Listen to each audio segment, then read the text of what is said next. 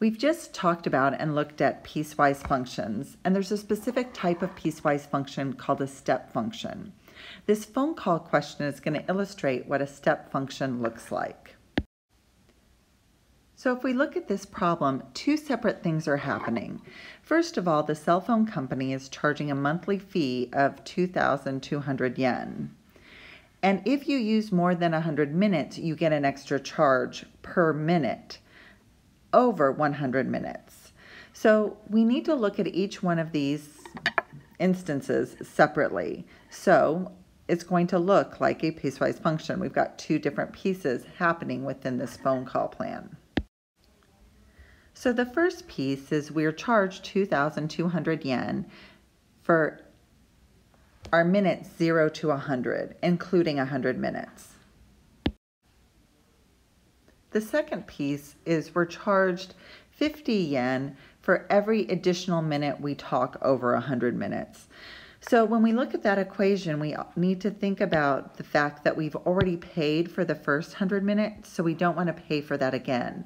So we're going to take the minutes that we talked about, subtract out the 100, and those minutes will times by 50, plus we still have our original charge of 2,200 yen that we had to pay. So if we think about that function that we just wrote and we look at it graphically, we would think about our time being our x-axis and our charge in yen being our y-axis. For the first 100 minutes, we're charged 2,200 yen. That creates a horizontal line coming off the y-axis at 2,200. It stops at 100 because that's how many minutes it would cost for 2,200 yen. And I'm going to do a solid circle because it includes 100 minutes. The next part of that graph would look like an open circle at 100. And then for 1 minute, I'm going to be charged 50 yen more. And for every subsequent minute, I'm also going to be charged 50 yen more. So there's hollow circles at the beginning because I've already paid the charge from the minute before, and it's going to go up in 50 yen increments for every subsequent minute. And we get this graph that looks like a step or a series of steps. And that's how this function got its name, a step function. A lot of times in life, we're charged by an interval of time and not the exact amount of time that we've spent doing something. So, for instance, you might have talked to someone on that phone for 5 minutes and 6 seconds, where you're going to get charged for the 6 minutes. The phone company is going to round up to the next minute. Likewise, if you're in a parking lot and you're being charged per hour that your car is in that lot, and you're there for 3 hours and 45 minutes, you're going to be charged for the 4 hours. So thinking about the parking lot question, if we've been in the lot 3 hours and 45 minutes, we're going to be charged for the amount that's between 3 to 4 hours. So our charge for that amount of time would be 400 yen. Because this happens so often in real life, there is an actual mathematical notation to help us deal with this kind of problem. And it's called floor and ceiling notation. And in floor and ceiling notation, we use floor brackets and we use ceiling brackets. So a ceiling bracket is a notation for rounding whatever we're dealing with up to the next integer. So that's our ceiling bracket. Our floor bracket is the notation for rounding down to the last integer. And if you have both the top and the bottom part of these brackets, it's the greatest integer function, and it behaves just like the rounding down function. So sometimes you'll see this notation, and it means that you're going to round down to the last integer. So let's look at what this would mean. So the first example we have is -4.2, and we have ceiling brackets. So I need to think about the integer that would be above -4.2 and the integer that would be below -4.2. So these are ceiling brackets, so I want to round up to the next integer.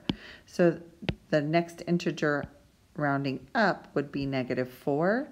So this notation is representing -4. The next example is also a ceiling note bracket, and it's 6.3. So if I think about the numbers 6 is below and 7 is above, the next integer up would be 7. So this notation is representing the number 7. Down below, we have 2.8 using floor brackets. So the next integer below is 2, the next integer above is 3. So because I'm looking for the next integer before, this is representing the number 2. The last example is also a floor bracket, and it's -3.7. So if we look at the number below, it's -4, and the number or integer above is -3. So this notation is representing -4 because I'm looking for the next integer below.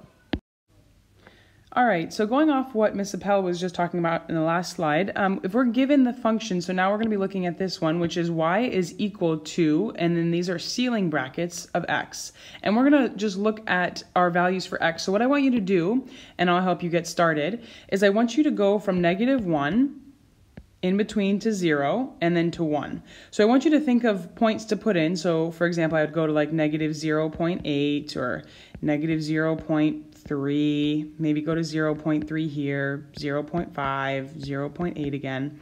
And I want you to plug these x values in to this function, and then you're going to always round up. And then we're going to see what our y values come out to be. Okay? I'd like you to do the same thing then for our other function over on the right. So starting at -1, putting stuff in between, and then going to 0, and then stuff in between to get to 1. So go ahead, pause the video, and fill those in. Okay, so just to talk kind of through this, so what I did was, once I plugged in -1, well, I can't really round up or down because I'm already at an integer. So then if I plugged in -1, I'd stay at -1. And this happens, and you should notice this on both of these, where if I plug those in, I can't round those integers up or down because they're already a whole integer. So those stay the same for my x and my y value. Okay, but if you notice, so looking at the one with the ceiling brackets, if I plug in -0.8, I have to round up. So I would round up to 0, and this happens with every fraction that I have between -1 and 0. They will always go and round up to 0 because it's rounding up, right? And then from 0 in between 0 and 1, all of these are going to be rounded up because of those brackets, and they all go to 1. Okay, same thing is happening over here, but now I'm just rounding down. So everything between -1 and 0 rounded down to -1 for my y value. Anything between 0 and 1 rounded down to 0, and then when I got to 1, it was a y value of 1. Okay, so we can see the similarities. Similarities are if I plug in an integer, I'm going to get out an integer. It's really the difference of rounding up or down when you have your rational numbers, so decimals. Okay, so on the next slide, we're going to graph these. Okay, so go ahead. I'm going to label this really quickly. So now that I've labeled the graph, I want you to go in and I want you to plot both of those functions. So this is the y is equal to the ceiling brackets of x, and then this one is going to be that y is equal to the floor brackets of x. So pause the video and try to graph those two. And think about where your open and your closed circles need to be. All right, so these are the two graphs, and as you notice, so anything that I plugged in between an x value between 0 and -1, I know that that was giving me, I had to round that up to so that's 0. Okay, and then anything that I plugged in between 0 and 1, I had to round all of those up to 1. But notice where I have the closed circles. So the closed circles were those integer points. So 0, 0, 1, 1. So just take note of that. Then on the bottom here, I know that, so the difference between this and the top graph was if I was plugging in a value that was in between the integral points of 0 and -1 for my x value, like -0.5, I have to round down to y value of -1. right? But now, when I plug in points between 0 and 1, I know that I'm rounding down, so my y values will always be at 0. And even all the way up until I'm at 0, it's rounded down. But as soon as I get to that 1 is when it changes, because then now all of my other values between 1 and 2, in this case, will be rounded down to 1. So then you can see that these will continue these steps, and I could do the same here. I know that my step would then go down 1, and it would go across a length of 1 with a closed circle on the left. Okay?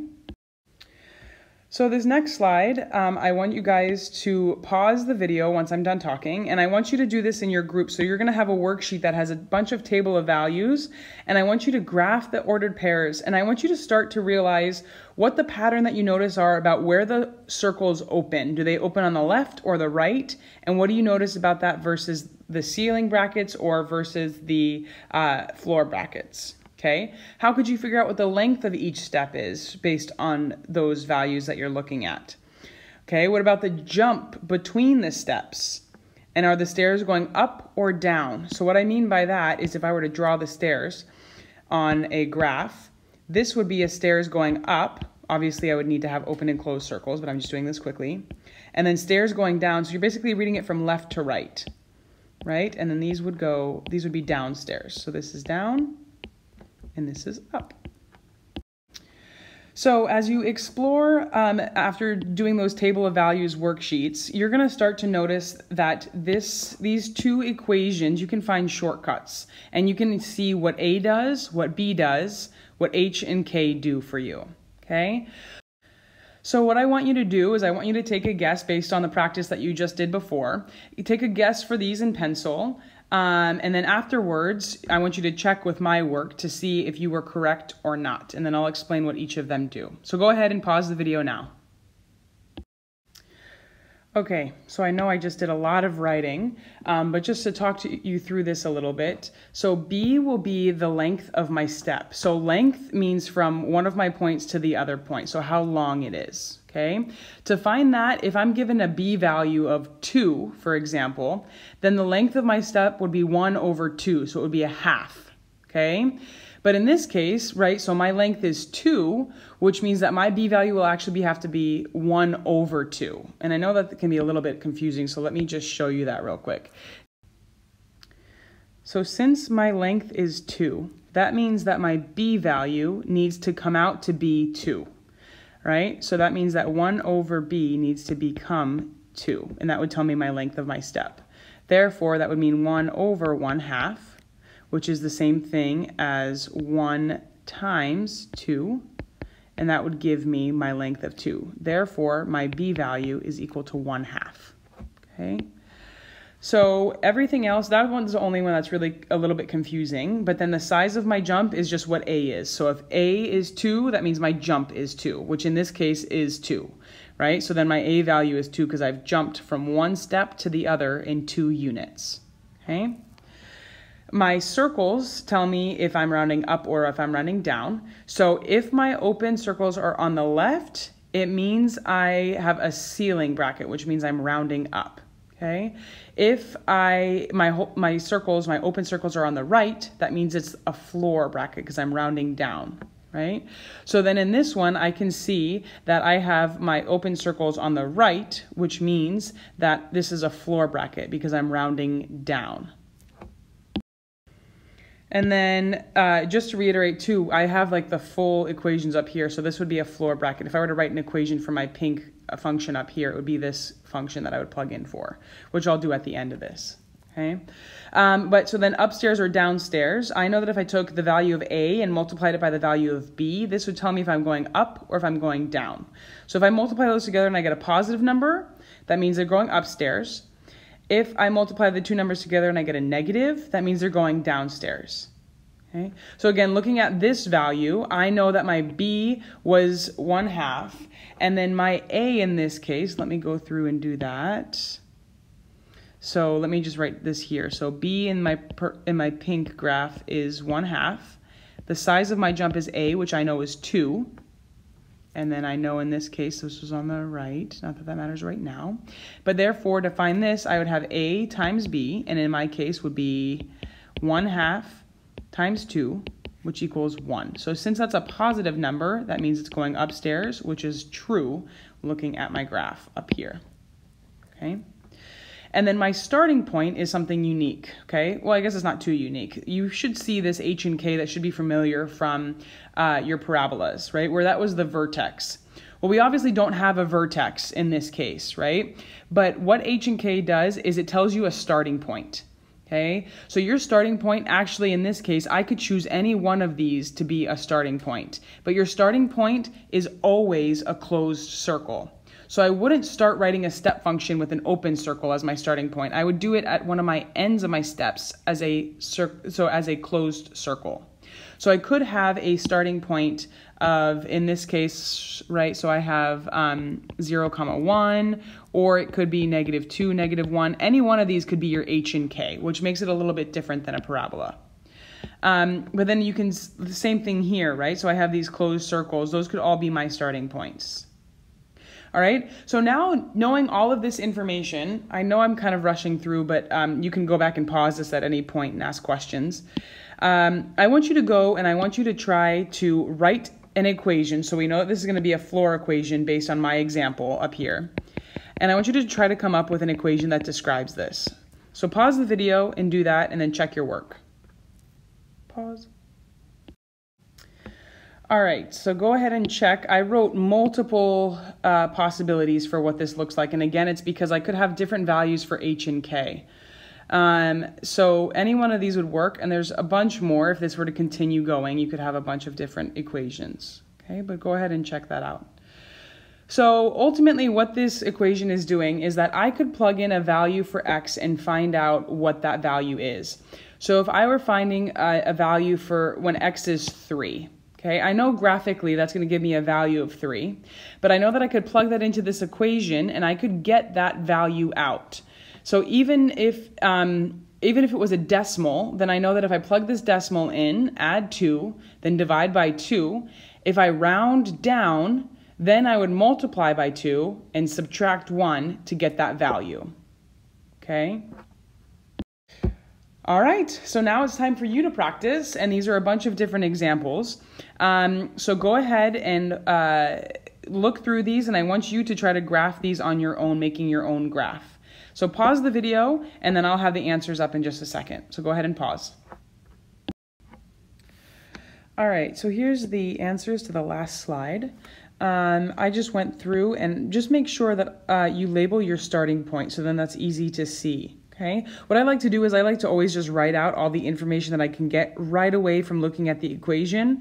So I found the length of my step by doing 1 over b to find the length was 2. I know my jump is 3 because that's my a value.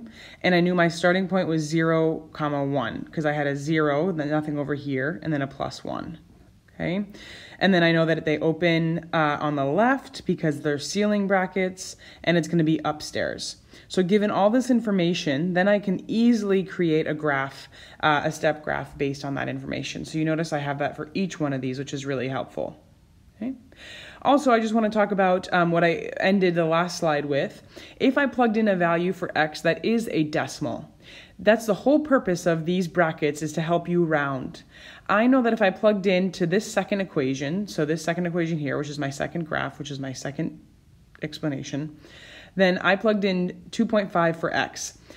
I treat it like parentheses. I do what's in the parentheses first, so I got that -0.5. Then I rounded it down. That was my next thing that I did, which I rounded down to -1. Then I do PEMDAS, right? I multiply to get +2. Then I add my 3, and I got 5. And there's my point, 2.5, 5. So that's right in there. So that makes sense. So I just wanted to show you the algebra of that. All right, guys, that's it for step functions. So please don't hesitate to ask your teacher for any additional help. And we're going to be doing tons of practice to make sure that you guys are getting good at this. Okay? Thank you for watching.